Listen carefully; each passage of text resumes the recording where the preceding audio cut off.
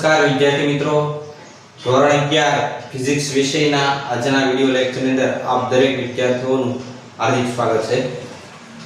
આપણે છેલ્લે છે ચેપ્ટર નંબર 4 સમતલમાં ગતિ પર એની અંદર ચર્ચા કરતા હતા સદિશોનો આપણે દ્વિપરિમાણ એટલે કે સમતલની અંદર છે આપણે એનું વિભાજન પર એના આપણે બે ઘટકો છે એની અંદર એને આપણે વિભાજિત કર્યા હતા।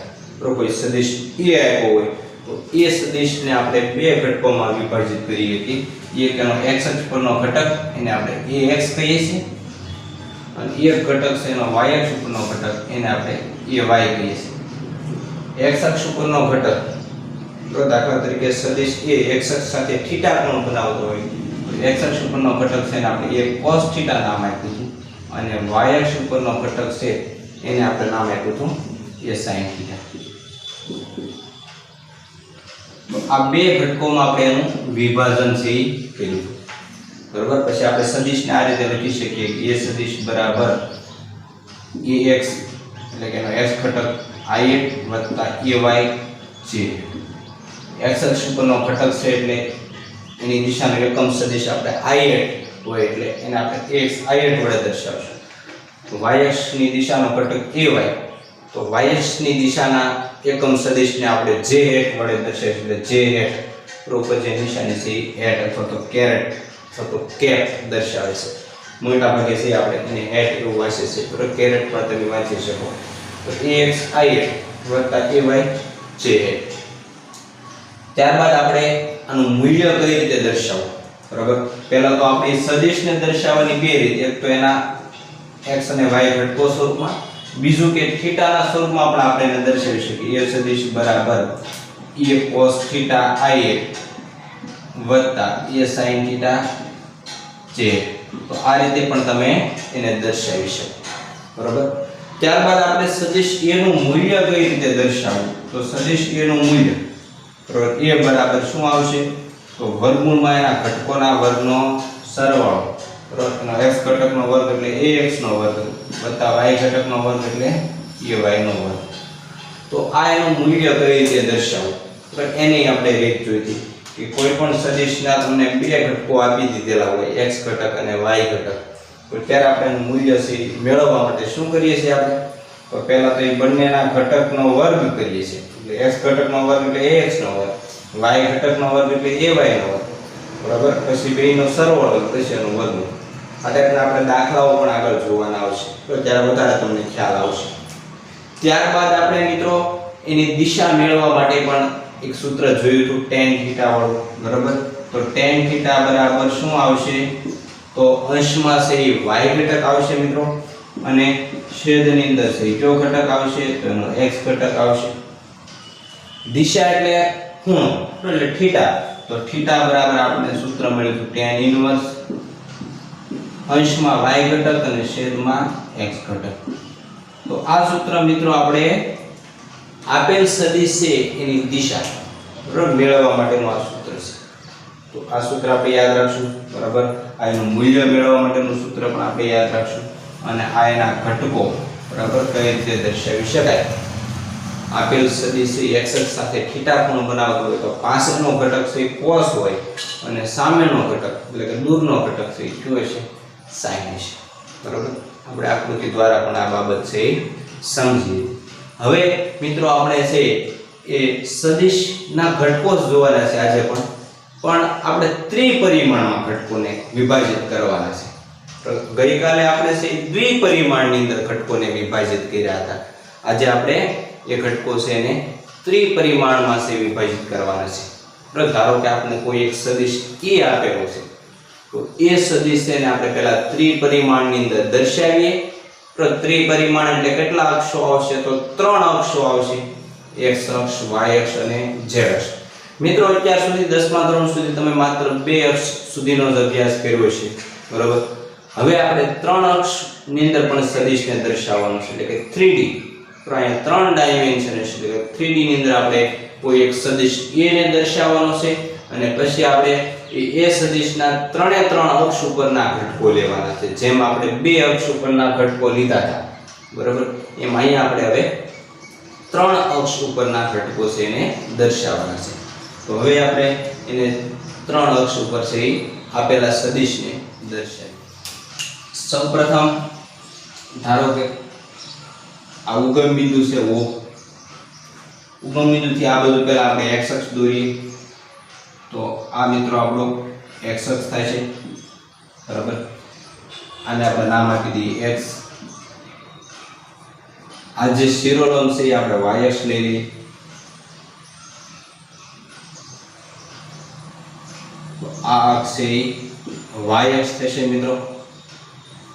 આ બંને અક્ષો પરસ્પર કેવા હોય તો લંબ જ હોય. હંમેશા યાદ રાખો કે બે અક્ષ x અને y પરસ્પર લંબ છે. ત્રીજો અક્ષ આપણે z લઈએ તો z પણ આ બંનેના લંબ છે. ટૂંકમાં 3 અક્ષો પરસ્પર કેવા હોય લંબ હોય. એટલે z અક્ષ દોરો તો એ આ રીતે દોરી શકાય. જો મિત્રો 3D ની અંદર તો 3 ડાયમેન્શન ની અંદર આકૃતિ આપણે દોરીએ તો z અક્ષ રિયલમાં આ રીતે આમ આવે છે, પણ અહીંથી આ રીતે તો આપણે દોરી શકીએ નહીં, એટલે મેં આ રીતે આમ દર્શાવ્યો છે. બાકી હકીકતમાં z અક્ષ એટલે આ રીતે આમ લેવાનો છે, બરાબર. એટલે 3 અક્ષો તો પરસ્પર એકબીજાને કેવા છે લંબ છે, 90 ડિગ્રીના ખૂણે છે, બરાબર. આપણે દર્શાવવું તો આ રીતે દર્શાવી શકાય, બરાબર. દાખલા તરીકે પેન છે તો આ પહેલા આપણે x અક્ષ દોર્યો, બરાબર. આ x અક્ષ થાય છે તમારો, બરાબર. દાખલા તરીકે આપણે દોર્યું રીતે આ રીતે આ x અક્ષ, આ y અક્ષ આપણે ઊભો દોર્યો y અક્ષ. આ બ્લુ પેન છે એ x અક્ષ, આ બ્લેક પેન છે એ કયો અક્ષ છે y અક્ષ, અને દાખલા તરીકે હું ત્રીજો એક પેન લઉં તો આ z અક્ષ. આ રીતે તો 3D ની અંદર આપણે જોવું ને તો આ રીતે જોઈ શકીએ. આ x અક્ષ, આ y અક્ષ, અને આ તમારી તરફ છે એ કયો અક્ષ થાય છે z અક્ષ થાય છે. ખ્યાલ આવે છે? પણ હું આ રીતે આમ દોરી ન શકાય, અહીંથી કે બોર્ડની બહાર આમ દોરી શકાય નહીં, એટલે આપણે આ રીતે z અક્ષ લીધેલું છે, બરાબર. પણ ટૂંકમાં 3 અક્ષો છે પરસ્પર કેવા છે લંબ છે. હવે મિત્રો આપણે અહીંયા x અને y, બરાબર, અને z 3 અક્ષ ની અંદર એક સદિશ લેવાનો છે જે 3 અક્ષની અંદર આવી જતો. 3 અક્ષથી બનતું જે અવકાશ છે એની અંદર આવતો. માત્ર આપણે xy સમતલની અંદર નથી લેવાનો, બરાબર. તો હું એવો કોઈ એ સદિશ લઉં. દાખલા તરીકે અહીંયા આપણે સદિશ એ લઈએ, બરાબર. આ એક સદિશ આપણે એ લીધો, આને નામ આપી દઈએ એ સદિશ. આકૃતિમાં તમે જોશો તો તમને એ સદિશ છે x અને y થી બનતા સમતલની અંદર દેખાય છે, પણ હકીકતમાં x અને y થી બનતા સમતલની અંદર આ રીતે આમ નથી. હકીકતમાં એ આમ છે સદિશ, પણ અહીંથી આમ x અક્ષની અંદર નથી, y અક્ષમાં નથી, અને z અક્ષમાં નથી, 3 ની વચ્ચે છે. ખ્યાલ આવે છે? દાખલા તરીકે કોઈ રૂમ હોય તો રૂમના એક બાજુનો જે ધાર છે એને આપણે x અક્ષ નામ આપી દઈએ, ઊભી જે ધાર થતી હોય એને આપણે y અક્ષ નામ આપી દઈએ, આડી જે ધાર થતી હોય એને આપણે z અક્ષ નામ આપી દઈએ. અને ખૂણામાંથી તમે આમ કોઈ એક સદિશ દોરો તો એ રીતે આપણે એ સદિશ લેવાનું છે. ખ્યાલ આવે છે? બરાબર. બીજી રીતે દર્શાવો આપણે તો દાખલા તરીકે હમણાં આપણે જે મોડેલ જોયું છે મોડેલ મુજબ આપણે જોઈએ તો આ 3 અક્ષોને પહેલા દર્શાવ્યા, બરાબર. આ x અક્ષ, આ y અક્ષ અને z અક્ષ. તો જ્યારે કોઈ પણ આકૃતિ 3D માં આવતી હોય તો 3 ડાયમેન્શનમાં ત્યારે એને બોર્ડ પર સમજાવવી થોડી અઘરી એટલા માટે કે ત્રીજો અક્ષ આપણે દોરી શકતા નથી, એટલે થોડાક આપણે અસમજણમાં મુકાઈએ છીએ કે ભાઈ આ એ સદિશ છે એ આ બેની વચ્ચે જ છે, આમાં તો આવતો જ નથી. પણ હકીકતમાં તમે વિચારશો તો અહીં આપણે મોડેલ મુજબ જોઈએ તો એ 3 અક્ષની અંદર આવે છે. જો આ x અક્ષ, બરાબર, આ y અક્ષ અને આ z અક્ષ. તમારી તરફનો અક્ષ છે એ z અક્ષ, આ x અક્ષ, બરાબર, આ ઊભો છે y અક્ષ. તો હવે મારે એ સદિશને મૂકવાનો છે ને એ કઈ રીતે મૂકવાનો છે તો આ રીતે આમ, બરાબર. આ રીતે આ એ સદિશ છે આપણો, મેં જે પેન લીધી છે હાથમાં, બરાબર. એ કયો સદિશ છે? એ સદિશ છે. આ 3 અક્ષો છે, પણ હવે હું સદિશ એ ને આ રીતે લઉં છું, બરાબર. આપણે બોર્ડ પર દોરીને તમને આમ લાગશે આ કે x અને y ની વચ્ચે મૂકો, પણ એ રીતે નથી મૂકેલો, આ રીતે આમ મૂકેલો. આમ નથી x અક્ષ ઉપર, નથી y અક્ષ ઉપર, નથી z અક્ષ ઉપર, 3 ની અંદર આવી જાય ને એ રીતે આમ રાખેલો છે એ સદિશ, બરાબર. અહીંયા કેવું તો આ રીતે આમ એ સદિશ રાખેલો છે. ખ્યાલ આવે છે? એટલે થોડુંક 3D માં છે એટલે સમજવાનો થોડો પ્રયત્ન કરજો, બરાબર. તમારે થોડું ઇમેજિન કરજો એટલે ખ્યાલ આવશે કે ભાઈ આ રીતે છે. હવે એ સદિશ ની અંદરથી આપણે એ સદિશ ઉપરથી આપણે x અક્ષ ઉપર છે એક લંબ દોરશું. તો x અને y x અને z થી બનતા સમતલની અંદર આપણે એક લંબ દોરીએ. દાખલા તરીકે આવી રીતે હું લંબ દોરું. બરાબર, ક્યાં લંબ દોરીશ? તો x અને z થી બનતું સમતલ. બરાબર, z અક્ષ આપણો આમ છે, x અક્ષ આ રીતે, x અને z થી બનતું સમતલ એટલે આ રીતે હથેળી ટાઈપનું સમતલ છે, એની ઉપર હું આમ લંબ દોરીશ. બરાબર, આપણો એ સદિશ આમ છે, તો અહીંથી હું લંબ દોરીશ એટલે આ રીતે લંબ આવશે. બરાબર, એને આપણે અહીં જોડી દઈએ અને z અક્ષ અને x અક્ષ બરાબર બંને સાથે આપણે જોડીએ. અહીં આપણે લંબ દોરેલો છે એટલે 90 ડિગ્રીનો ખૂણો બનતો છે.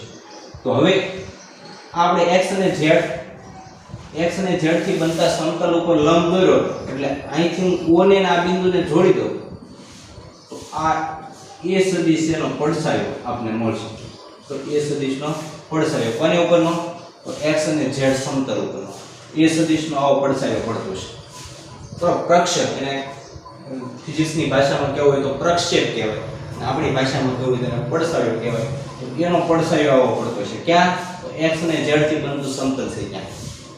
હવે મારે x અને z ઘટકો મેળવવો હોય તો અહીંથી હું લંબ દોરું. દાખલા તરીકે બરાબર, આને સમાંતર બાજુ, દાખલા તરીકે આ જે સમાંતર બાજુ છે બરાબર, એને સમાંતર બાજુ અહીંયા દોરું. અહીંયા જે આપણે મળશે બરાબર, આ જે ઘટક મળશે એને આપણે એનો x ઘટક એટલે કે એને નામ આપી દઈશું ax. આપને જે ઘટક મળશે એ સદિશનો x અક્ષ ઉપરનો ઘટક મળશે. અત્યારે આપણે એવું ધારી લઈએ કે બે જ અક્ષ છે, એક x અક્ષ અને એક z અક્ષ. તો આગળ જે આપણે બે અક્ષ આપ્યા હોય ત્યારે આપણે જે ઘટકો મેળવતા એમાં આપણે એ સદિશ દોરતા, એનો x અક્ષ ઉપરનો એક ઘટક મેળવતા અને એક ઘટક એનો z અક્ષ ઉપરનો મેળવતા. આ ઘટક જે મળશે એનો z અક્ષ ઉપરનો ઘટક az હશે, કારણ કે આ z અક્ષ છે એની ઉપરનો ઘટક a છે, આ x અક્ષ છે એની ઉપરનો ઘટક ax. એટલું માપ ax હોય તો આ માપ પણ x થાય, કારણ કે સમાંતર બાજુ ચતુષ્કોણ બને છે એટલે આ પણ x થાય. આ az હોય તો આ પણ કેટલું થાય?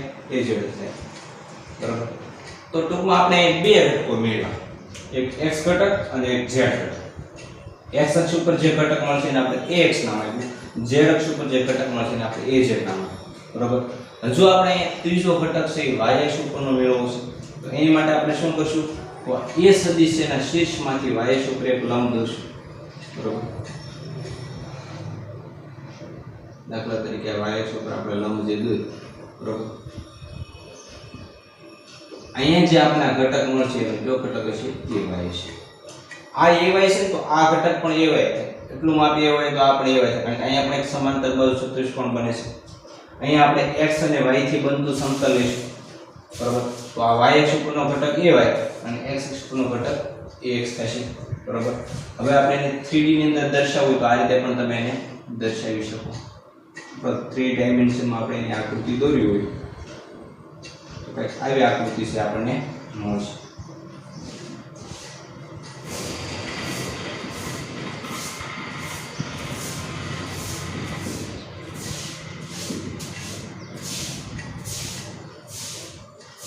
બરાબર, 3 ડાયમેન્શનમાં એની આકૃતિ આવી મળશે. તમે આને એ રીતે પણ જોઈ શકો કે એક બોક્સ હોય બરાબર, આવું સમઘન આકારનું એક બોક્સ છે. બોક્સ નો એક ધાર છે x અક્ષ દર્શાવે, એક ધાર છે y અક્ષ દર્શાવે, એક ધાર છે z અક્ષ દર્શાવતી. તો અહીંયા ઊભી ધાર છે y અક્ષ, તો આડી ધાર છે x અક્ષ અને આ બાજુની જે ધાર છે z અક્ષ દર્શાવે છે. તો એક સમઘન આકાર છે એવો બન્યો છે. તો સમઘન આકારનું બોક્સ હોય અને એની ઉપરના ત્રણ અક્ષ અને એમાં આપણે એક સદિશ a મૂકેલો છે. તો આ એનો y ઘટક મેળવ્યો તમને બરાબર, આ જે ઘટક મેળવ્યો છે એનો y ઘટક થશે અને આપણે એનો y ઘટક કહીશું, x ઘટક અને આ z ઘટક. ત્રણે ત્રણ ઘટકો આપણે મેળવ્યો, x ઘટક, y ઘટક અને z ઘટક. હવે આપણે એની વચ્ચેના એંગલ લઈ લઈએ. ધારો કે આ એ સદિશ x અક્ષ સાથે આલ્ફા ખૂણો બનાવે છે, એને આપણે નામ આપી દઈએ આલ્ફા. સદિશ a x અક્ષ સાથે બનાવેલો ખૂણો એને આપણે આલ્ફા નામ આપી દઈએ. આ સદિશ a એને y અક્ષ સાથે બનાવેલો ખૂણો, આ જે ખૂણો છે એને આપણે નામ આપી દઈએ બીટા. અને આ સદિશ a છે એના z અક્ષ સાથે બનાવેલો ખૂણો એટલે અહીંથી લઈને અહીં સુધીનો આ ખૂણો બરાબર, એના આપણે નામ આપી દઈએ ગામા. ત્રણ એંગલ જુદા જુદા આપણે લીધા, સદિશ a, જે x અક્ષ સાથે ખૂણો બનાવે છે એને આપણે આલ્ફા નામ આપી દીધું સદિશ a, જે y અક્ષ સાથે ખૂણો બનાવે એને આપણે બીટા નામ આપી દીધું સદિશ a, z અક્ષ સાથે જે ખૂણો બનાવે છે અહીંથી આમ એને આપણે નામ આપી દીધું ગામા. તો હવે આ ત્રણેય વચ્ચેનો સંબંધ શું આવશે? બરાબર, x આલ્ફા, બીટા અને ગામા. તો આગળ આપણે જોઈ ગયા કે પાસેનો ઘટક હોય હંમેશા cos હોય. તો આપણે ત્રણેના પાસેના ઘટક જ લેવાશે. સદિશ a છે તો આ x અક્ષ સાથે પાસેનો ઘટક આપણે લેવો હોય આલ્ફા, તો શું આવશે? તો એને આપણે ax નામ આપી દઈએ. ax બરાબર a cos આલ્ફા. કારણ કે આપણે જે દરેક ત્રણે ત્રણ ખૂણા લીધા ને ઈ જે અક્ષ હોય એ અક્ષ સાથેના જ લીધા, એની પાસેના નજીકના ખૂણા જ લીધા છે. આ a x અક્ષ સાથેનો ખૂણો છે એટલે આલ્ફા છે, એટલે શું આવશે? a cos alpha. આ બીટા છે એ y અક્ષ સાથેનો ખૂણો છે, તો ત્યાં sin નહીં આવે, cos જ આવશે, કારણ કે પાસેનો ઘટક હતા એની માટે. બરાબર, આલ્ફા ખૂણો લ્યો તો ત્યાં a sin આલ્ફા આવે. બરાબર, તમારા દાખલા તરીકે આલ્ફાના સ્વરૂપમાં y અક્ષ લેવો હોય તો ay બરાબર શું આવે? a sin alpha. પણ આપણે ખૂણો છે આલ્ફાની જગ્યાએ બીટા લઈએ. ખ્યાલ આવશે? આગળ જે આપણે જોયું ને એમાં ખાલી થીટાના સંદર્ભમાં જ આપણે a cos થીટા ને a sin થીટા લીધા હતા. પણ અહીંયા આપણે એંગલ બદલાઈ જશે, એકમાં આલ્ફા એક બીટા એક ગામા. તો મારે અહીંયા ay લખવું હોય તો શું આવશે? ay બરાબર બીટાના સ્વરૂપમાં કેવું હોય તો a cos beta. a cos beta. ખ્યાલ આવે છે? બરાબર, a cos બીટા તમે મેળવી પણ શકો. બરાબર, પાસેની બાજુ છેદમાં કર્ણ થાય. બરાબર, તો પાસેની બાજુ ay થશે. બરાબર, કર્ણ છે તમારો આ થશે, કારણ કે અહીંયા કાટખૂણો બને છે, આપણે અહીંથી લંબ દોર્યો તો આ કાટકોણ ત્રિકોણ બને. તમે cos બીટા લો તો cos બીટા એટલે પાસેની બાજુ છેદમાં કર્ણ, પાસેની બાજુ એટલે ay, છેદમાં કર્ણ એટલે એ રીતે તમે મેળવશો તો ay બરાબર શું આવશે? a cos beta. ત્યારબાદ આ ગામા એંગલ માટે આપણે z ઘટક મેળવવો તો z ઘટક શું આવશે? az બરાબર આવશે e cos ગામા. તો ત્રણે ત્રણ આપણે ઘટકો છે ખૂણાના સ્વરૂપમાં મેળવ્યા. a cos alpha, a cos beta અને a cos ગામા. બરાબર, જે આલ્ફા, બીટા અને ગામા શું છે? તો x અક્ષ છે, y અક્ષ છે અને z અક્ષ છે. સદિશ a સાથે બનાવેલા ખૂણા છે. x અક્ષ એ આલ્ફા ખૂણો બનાવે છે, y અક્ષ એ બીટા ખૂણો બનાવે છે અને z અક્ષ એ ગામા ખૂણો બનાવે. તો આપણે આ સંબંધ છે લખી શકીએ. તો a cos alpha, a cos beta અને a cos ગામા. બધામાં cos જ આવશે, sin આવશે નહીં.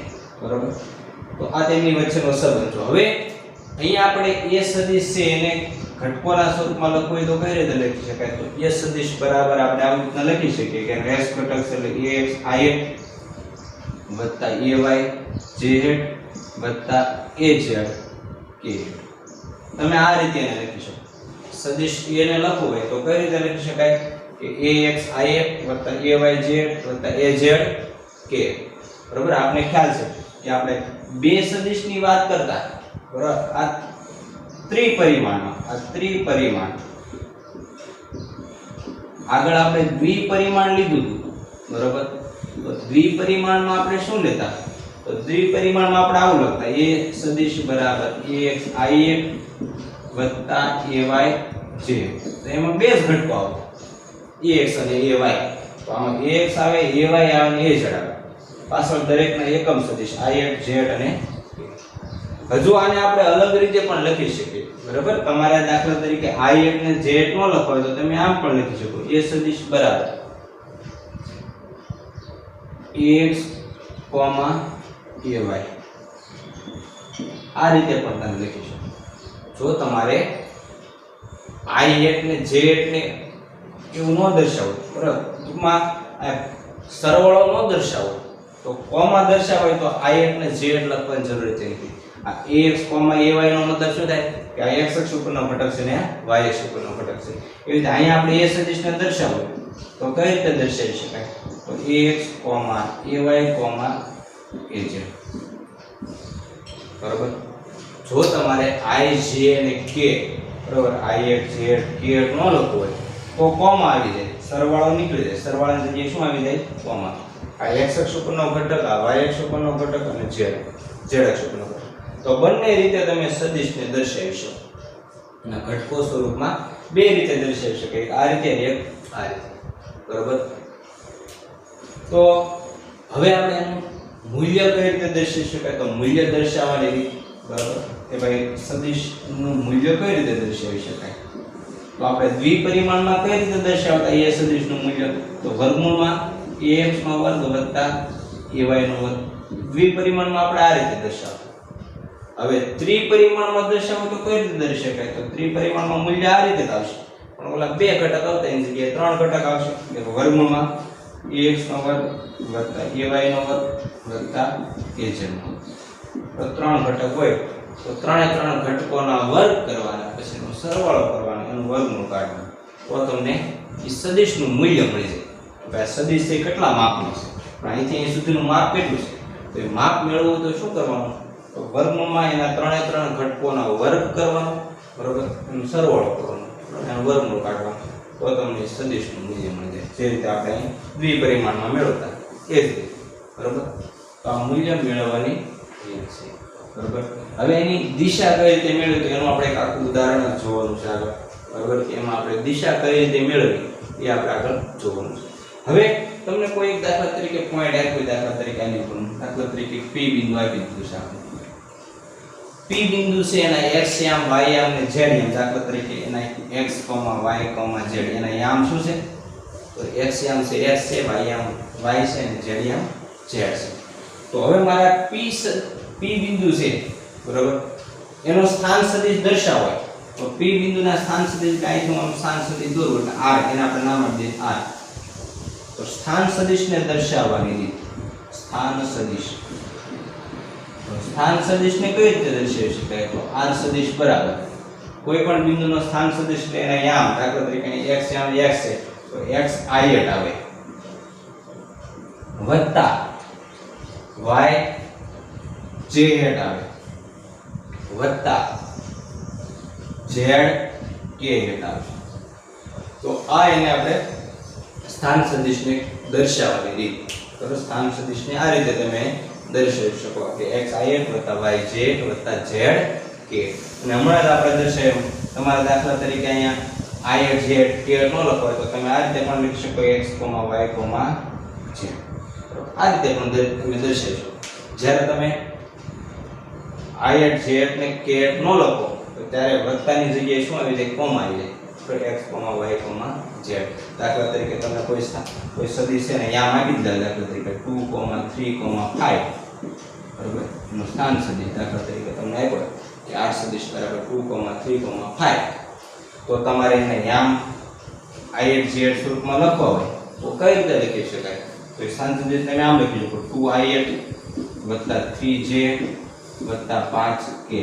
તમે આ રીતે લખી શકો, બરાબર, 2i વત્તા 3j વત્તા 5k.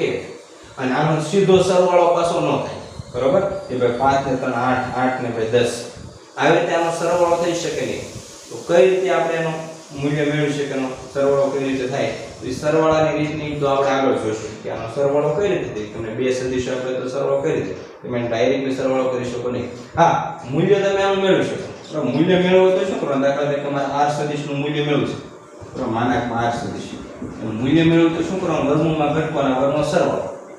ઘટકોના વર્ગ એટલે 2 નો વર્ગ વત્તા 3 નો વર્ગ વત્તા 5 નો વર્ગ, એટલે કે 2 નો વર્ગ 4 વત્તા 3 નો વર્ગ 9 વત્તા 5 નો વર્ગ 25, બરાબર, 25 ને 9 તો 36, 34 ને 4 38, એટલે રૂપમાં 38. તો આ એનું મૂલ્ય છે, બરાબર. આપેલ સદિશનું મૂલ્ય આપણે વર્ગમૂળમાં 38.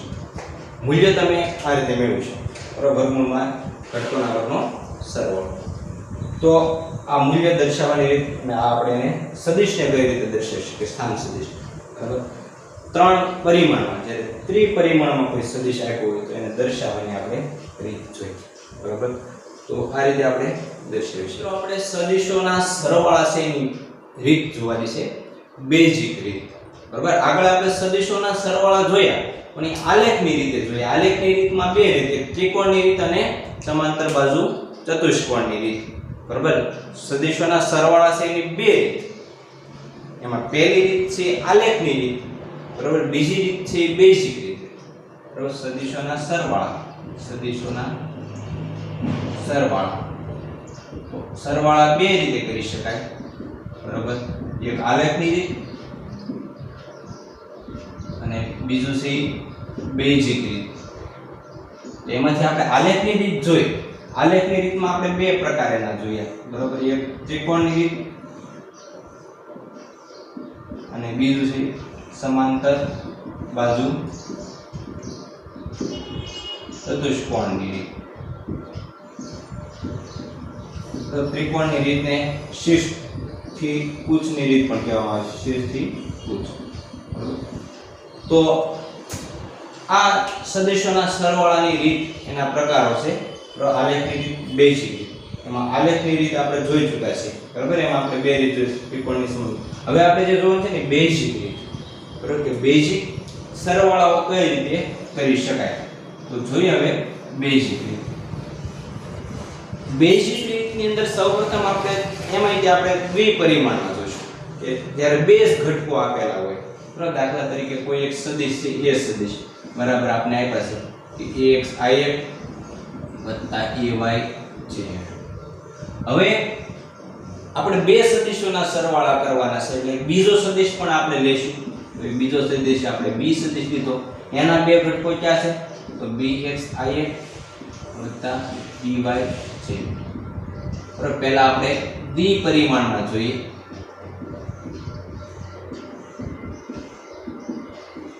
સદિશોના સરવાળા બેઝિક રીતની મદદથી એમાં દ્વિપરિમાણ, એટલે દ્વિપરિમાણ છે એટલે બે જ ઘટકો આવશે.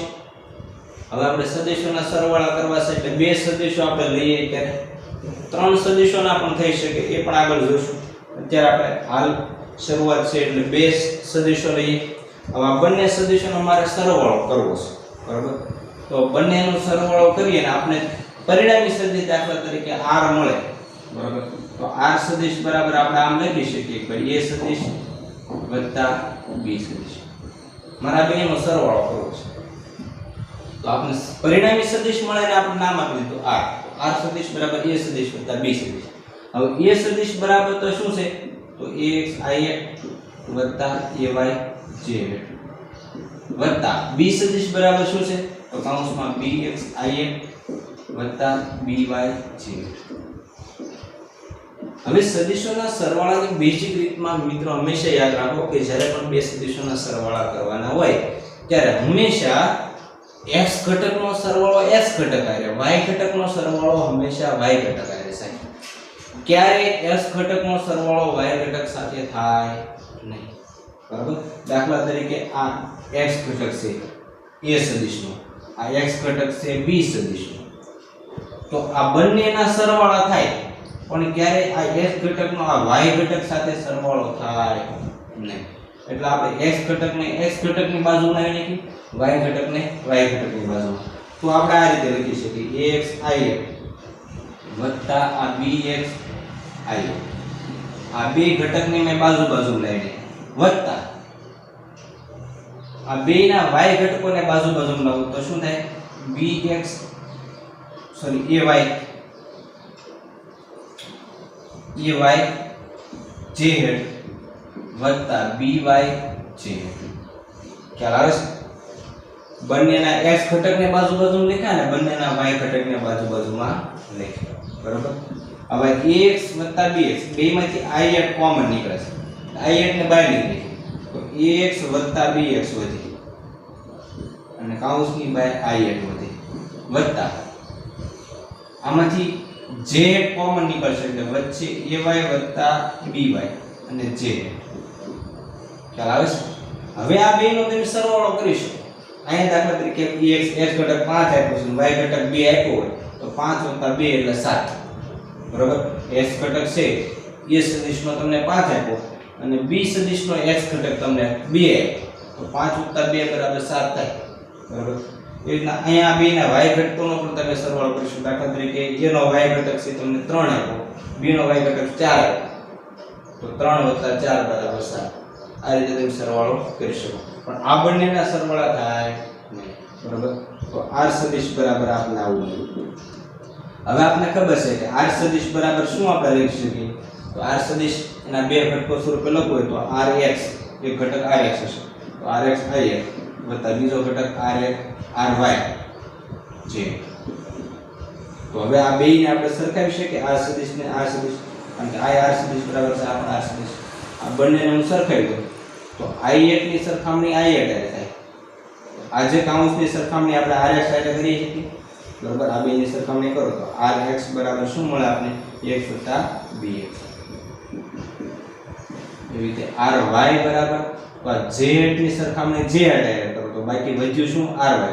તો ry ની સરખામણી આપણે આ કાઉન્સ સાથે કરી શકીએ એટલે શું થાય ry બરાબર ay + by. તો આ આપણને પરિણામી સદિશ છે એનો x ઘટક મળ્યો અને આ આપણને પરિણામી સદિશનો y ઘટક મળ્યો. પરિણામી એટલે x અને a અને b નો સરવાળો બરાબર. જે બે સદિશો આપણે આપ્યા છે a અને b, આ બંનેના x ઘટકનો પરિણામી સદિશ અને આ બંનેના y ઘટકનો પરિણામી સદિશ બરાબર. આપણે r છે એનું મૂલ્ય લખવું તો આ રીતે લખી શકીએ r બરાબર √rx² + ry². હવે આપણે સામાન્ય બેઝિક ઉદાહરણ આમ જોઈએ બરાબર કે દાખલા તરીકે તમને એ સદિશ આપી દીધો છે, દાખલા તરીકે 2i + 5j. તમને b સદિશ આપ્યો છે, b સદિશ બરાબર 4i + 2j. અહીંયા તમને b સદિશ આપી દીધો છે. હવે તમારે a અને b બેયનો સરવાળો કરવો છે બેઝિક રીતે બરાબર. તો આપણે આ રીતે સરવાળો કરી શકીએ કે r સદિશ બરાબર a સદિશ + b સદિશ. આ બેયનો સરવાળો કરશો એટલે શું આવશે તો 2if + 5j + 4if + 2j. હંમેશા યાદ રાખો મિત્રો કે s ઘટકનો સરવાળો s ઘટક આવે, y ઘટકનો સરવાળો y ઘટક છે. પણ આ ચારે ચારના સરવાળા નહીં થાય, ભલે બધાની વચ્ચે પ્લસની નિશાની છે છતાં ચારે ચારના સરવાળા થશે નહીં. સરવાળા કરવા તો શું કરવું પડે, s ઘટકનો સરવાળો s ઘટક આવી લો એટલે 2i ને 4i કેટલા થાય તો 6i વત્તા આ 5j અને 2j એટલે કેટલા થાય તો 7j. તો 6i + 7j આ તમને એનો પરિણામી સદિશ મળ્યો. ખ્યાલ આવે છે? આ તમને બંનેનો સરવાળો મળ્યો, a સદિશ અને b સદિશનો સરવાળો શું થાય તો 6i + 7j. હવે તમારે આનું મૂલ્ય મેળવવું હોય બરાબર, માનાંકમાં એનું મૂલ્ય મેળવવું તો મૂલ્ય મેળવવા માટે આપણે શું કરીએ છીએ, વર્ગમૂળમાં ઘટકોના વર્ગનો સરવાળો 6 નો વર્ગ + 7 નો વર્ગ એટલે કે 36 વર્ગમૂળમાં 36 + 49 બરાબર. આનો વર્ગમૂળની અંદર સરવાળો કરશો તો 9 6 15 એ 5 વધી 1 એટલે 85. તો વર્ગમૂળમાં 85 એનું મૂલ્ય થશે. તો આ રીતે તમે એનું મૂલ્ય મેળવશો. તો ખાસ સમજણ માટે મેં આ ઉદાહરણ નાખ્યું છે જેથી કરીને આપણે ખ્યાલ આવે કે બેઝિક રીતે સરવાળો કરી રીતે. આ તો આપણે બધા મેથેમેટિકલ સ્ટેપ જોઈએ પણ સાચી સમજણ તો આપણે આના આધારે આવશે કે ભાઈ આવી રીતના બે સદિશો આપ્યા હોય તો તમે આ રીતે એનો સરવાળો કરી શકો. આ આપણે દ્વિપરિમાણમાં સરવાળો જોયો. હવે આની જગ્યાએ ત્રિપરિમાણ હોય તો શું થવાનું, તો કઈ જાજો ફેર નહીં પડે. એક આપણે વધારાનો ઘટક ઉમેરતા જશું. કઈ રીતે, તો દાખલા તરીકે અહીંયા બે ત્રિપરિમાણ. હવે ત્રિપરિમાણમાં હોય તો આપણે a સદિશ બરાબર શું લખી શકીએ, ax i1 + ay j + az. રીતે b સદિશ બરાબર શું લખી શકાય તો bx i1 + by j + bz. હવે મારે આ બંનેનો સરવાળો કરવો છે ત્રિપરિમાણની અંદર તો શું થશે તો r સદિશ બરાબર a સદિશ + b સદિશ. હવે આ બેયનો આપણે સરવાળો કરીએ તો હવે આપણે શું કરીશું તો x ઘટકનો x ઘટક આવે, y ઘટકનો y ઘટક આવે, z ઘટકનો z ઘટક સાથે આ રીતે ax i1 + bx i1 આ બેયના x ઘટક આવી ગયા વત્તા હવે બેયના y ઘટક તો ayj + byj. તો આ બેયના કયા ઘટક આવી ગયા y ઘટક આવી ગયા અને z ઘટક તો azk + bzk એટલે કે બંનેના z ઘટક આવી ગયા બરાબર. આમાંથી i કોમન કાઢો તો ax + bx i1, આમાંથી j કોમન કાઢો તો ay + byj વત્તા આમાંથી આપણે z કોમન કાઢીએ સોરી k કોમન કાઢીએ તો az + bzk બરાબર. આને આપણે rs કહી દઈએ, આને ry કહી દઈએ અને આને rz કહી દઈએ. r બરાબર શું થાય rx if વત્તા ry j વત્તા rz k બરાબર એટલે કે rs બરાબર આપણે શું મળે ax વત્તા bx આ બેને તમે સરખાવો rx ની સરખામણી અહીંયા થાય બરાબર એટલા ry બરાબર શું મળશે તમને તો આ બે ry બરાબર ay વત્તા by એવી રીતે rz એટલે પરિણામી સદિશનો z ઘટક તો આ બંને આવશે rz બરાબર શું આવશે az વત્તા bz ટૂંકમાં આપણે એટલું યાદ રાખવાનું કે ભાઈ જ્યારે બે સદિશોના સરવાળા કરવામાં આવે ત્યારે જેટલા x ઘટકો એનો સરવાળો બધાનો x ઘટક હારે જ થાય ક્યારે x ઘટકનો y ઘટક હારે સરવાળો થાય નહીં x ઘટકનો x ઘટક હારે થાય y ઘટકનો y ઘટક સાથે z ઘટકનો z ઘટક સાથે કદાચ આ બે સદિશ આપે કે 3 આવે 5 આવે 10 આવે ગમે એટલા સદિશો તમને આપે બધામાં યાદ શું રાખવાનું કે જે ઘટક આવ્યો એ ઘટકનો સરવાળો એ ઘટક સાથે જ થાય x ઘટક હોય તો x ઘટક કરે y ઘટક હોય તો y ઘટક બરાબર z ઘટક હોય તો z ઘટક સાથે બાદબાકીમાં પણ આ જ રીત લાગુ પડશે બરાબર જેમ સરવાળો છે એમ બાદબાકીની અંદર પણ આ જ રીત લાગુ પડશે તો દાખલા તરીકે તમને આ રીતે આપે કે a સદિશ આપે કે ભાઈ ax if વત્તા ay j વત્તા az બીજો એક સદિશ તમને આપે b bx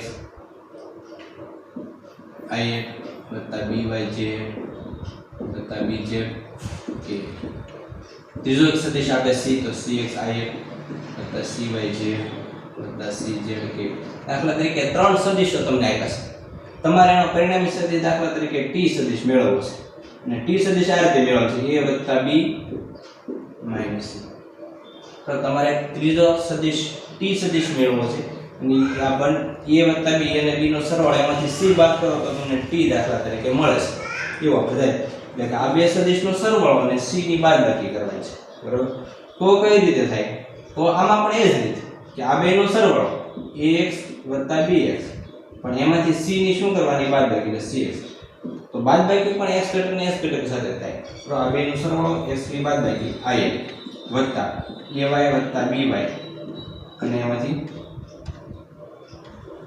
cy j એ બાદ કરશું વત્તા z ઘટકમાં શું આવશે તો az વત્તા bz એમાંથી કયો ઘટક બાદ કરશું cz બાદ કરશું કે ખ્યાલ આવે છે દરેક જગ્યાએ આપણે a અને b નો સરવાળો પણ છે એટલે એના ઘટકોનો પણ સરવાળો a અને b ના ઘટકોનો અહીં x ઘટકનો સરવાળો એમાંથી c નો x ઘટક બાદ કર્યો એના બેના y ઘટકનો સરવાળો c નો y ઘટક એમાંથી બાદ કર્યો બરાબર બેના z ઘટકોનો સરવાળો c નો z ઘટક બાદ કર્યો દરેકમાં આપણે બાદ કોને કરવાના છે c તો બાદબાકી પણ એ જ રીતે થાય જે રીતે સરવાળો થાય પણ યાદ હંમેશા રાખવાનું કે x ઘટકની બાદબાકી x ઘટક આવે y ઘટકની બાદબાકી y ઘટક સાથે z ઘટકની બાદબાકી z ઘટક સાથે તો એકદમ સરળ છે આપણે તો ખાલી જોવામાં થોડું લાગશે બાકી તમને એકદમ સરળ દાખલા જ્યારે આવશે ત્યારે બહુ વધારે મજા આવશે બરાબર ચાલો તો આજના વિડિયો લેક્ચરમાં મિત્રો આટલે સુધી રાખીએ તો ફરી વખત મળશું ત્યારે નવા દાખલાઓ સાથે